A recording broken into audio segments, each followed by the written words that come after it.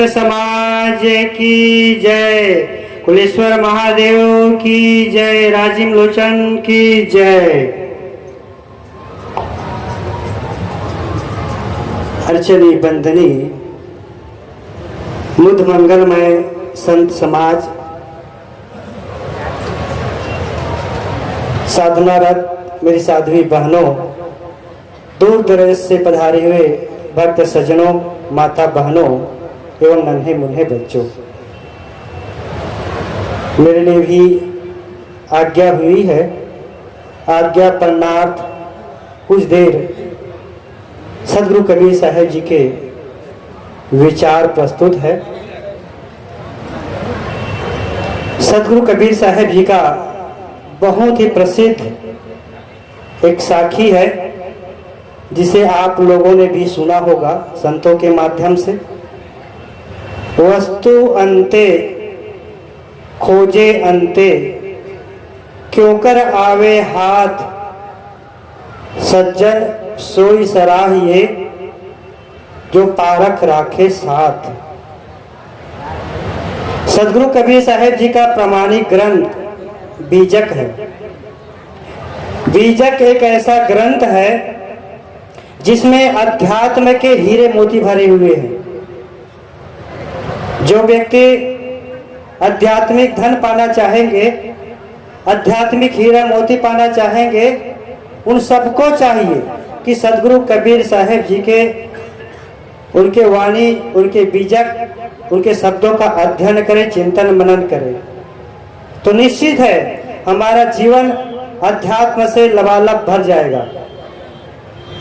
कहा जाता है जैसे सागर में बहुत रत्न पाए जाते हैं, सागर के गर्भ में बहुत रत्न पाए जाते हैं, मोती इत्यादि जो रत्न होते हैं वो सागर में ही पाया जाता है। लेकिन उन रत्नों को कौन प्राप्त करता है? गोताखोर लोग, जो अपने जान की बाजी लगा करके समुद्र में कूद पड़ते हैं और समुद्र के गर्भ में पड़े हुए रत्नों को पाकर फिर माला माल हो जाते हैं। उनकी सारी दरिद्रता दूर हो जाती है, सारी गरीबी दूर हो जाती है। ऐसे ही जो आध्यात्मिक धन कमाना चाहे, जो आध्यात्मिक पूंजी इकट्ठा करना चाहे, तो सदगुरु कबीर साहब के वाणियों का अध्ययन करें। सदगुरु कबीर साहब कहते हैं वस्तु अंते खोजे अंते। हम लोग सुख चाहते हैं, आनंद चाहते हैं, परमात्मा की खोज में लगे हुए हैं, ईश्वर परमात्मा को चाहते हैं, लेकिन खोज कहाँ रहे हैं? कहीं अलग जगह। जिन वस्तु को हम जहां खोजेंगे तब उनकी खोज हमको मिल भी सकता है, लेकिन उसकी खोज कहीं अलग हो रहा है। ईश्वर परमात्मा की खोज कहीं आकाश में भगवान बैठा है, परमात्मा है, ईश्वर है, तो उसको हम खोजते हैं कि ईश्वर कहीं आकाश में बैठा हुआ है जो हमें मिलेगा। तीर्थ में जाते हैं, मंदिर में जाते हैं, मस्जिद में जाते हैं, गिरजाघर में जाते हैं, तमाम जगह है जिसको हम मान लिए कि वहां पर ईश्वर की निवास है, ईश्वर का मुकाम है। सदगुरु कबीर साहब कहते हैं वस्तु अंते। हमारी खोज अलग जगह हो रही है और इसीलिए अनादि काल से आदमी पत्थर की पूजा करते करते आदमी की बुद्धि भी पथरा गई है, लेकिन ईश्वर से मुलाकात, उनकी भेंट आज तक नहीं हुई। क्यों नहीं हुई? क्योंकि वस्तु कहीं अलग जगह है। जिसकी खोज हम कर रहे हैं वो वस्तु वहां है ही नहीं है, वो भगवान ईश्वर वहां है ही नहीं है, तो हमें कैसे प्राप्त होगा? सदगुरु कबीर साहब ने तो कहा है, पाहन पूजे तो हरि मिले, तो मैं पूजूं पहाड़। पाहन पूजे तो हरि मिले, तो मैं पूजूं पहाड़, याते तो चट्टी भली पीस खाए संसार।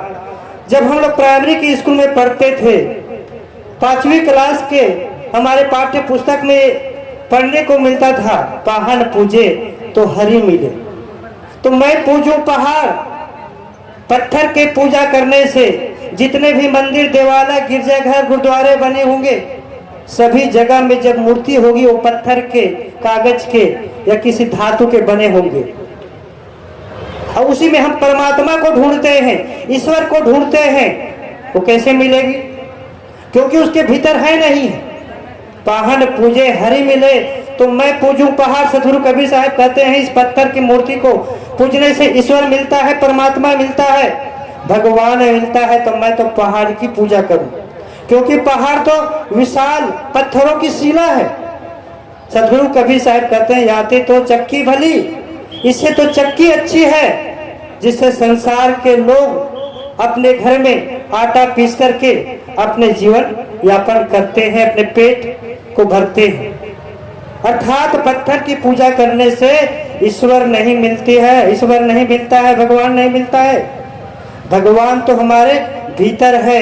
कस्तूरी कुंडल बसे, मृग ढूंढे बनमाए, ऐसे घट घट राम है, दुनिया जानत ना। सदगुरु कबीर साहब ने कहा कस्तूरी कुंडल बसे, मृग ढूंढे बनमाए। सदगुरु कबीर साहब अपनी बातों को उदाहरण देकर के समझाते हैं, ताकि एक अनपढ़ से अनपढ़ व्यक्ति भी समझ जाए उनकी बातों को। सदगुरु कबीर साहब कहते हैं जैसे कहा जाता है मृगा के नाभि में कस्तूरी होती है, वो जब पक जाती है ना कस्तूरी, तो उससे बड़ी तेज सुगंधी निकलती है। लेकिन उस सुगंधी को पाने के लिए मृगा जो है बाहर घास फूलों में, जंगलों में, पर्वतों में ढूंढते ढूंढते ढूंढते ढूंढते उनका जीवन समाप्त हो जाते हैं, लेकिन उनकी सुगंधी से वह भीग गिरा जाती है, क्योंकि वो सुगंधी अपने भीतर हृदय में बसे हुए कस्तूरी में से आ रही है। और उस सुगंधी को हम कहाँ ढूंढते हैं? घास फूसों में, पर्वतों में, जंगलों में, और ढूंढते ढूंढते उनकी जिंदगी बीत जाती है, लेकिन उस सुगंधी से अनभिज्ञ रह जाती है।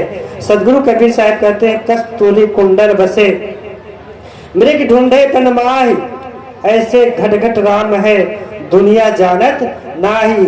सदगुरु कबीर साहब कहते हैं इसी प्रकार जैसे मृगा के नाभि में कस्तूरी होती है, सुगंधी होती है, लेकिन मृगा अज्ञानवश, अविद्यावश उसको बाहर ढूंढते, ऐसे ही हमारे भीतर ही परमात्मा है, ईश्वर है, भगवान है। उसको हमें अपने भीतर ही झांकना होगा, क्योंकि हमारे भीतर में भगवान बैठा है। उस भगवान को हम क्यों नहीं देख पाते हैं?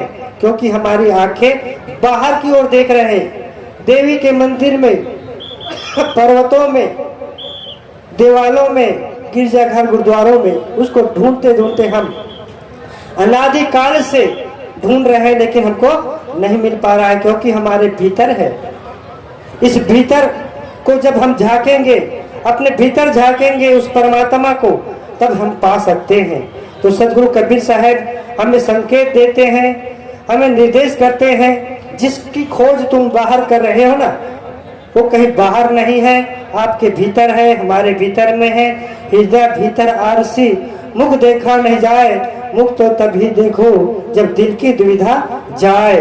हमारे भीतर में ही दर्पण है उस भगवान, उस ईश्वर की प्राप्ति के लिए, लेकिन हम देख नहीं पाते, क्योंकि हमारे दिल में दुविधा बनी हुई है।